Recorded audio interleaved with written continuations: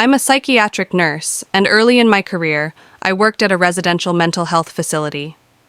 One of our residents was an elective mute, which means that he couldn't talk. But there were no medical reasons as to why.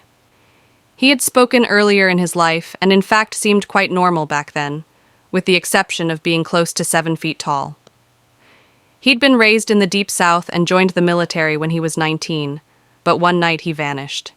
He was declared AWOL, and eventually he was declared missing and dead. 10 years later, a 7-foot tall man walked into a VA hospital emergency room in my part of the Midwest and said to the receptionist, "My name is Marion Duchesne, not the real name, and I've been dead for 10 years.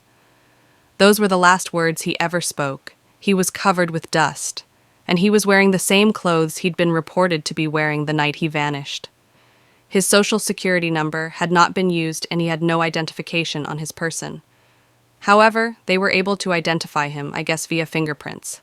The family was notified, but they said they had already grieved their lost man, and that whomever was claiming to be him simply could not be. They demanded not to be contacted again."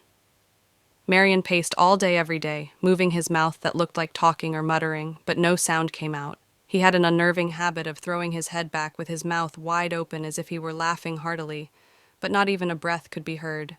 If I talked to him, he appeared to listen, periodically throwing his head back in that laughter-mimicking way of his. Various medications were tried, but they did not affect him either positively or negatively. Occupational therapy did nothing because Marion would just grin and, unless told to stay put, he'd get up and start pacing again. On my last day at that job, the last thing I saw was Marion, pacing in the parking lot, throwing his head back to laugh. Later, I wondered if all along I'd been dealing with a ghost. All these years later, I still don't know.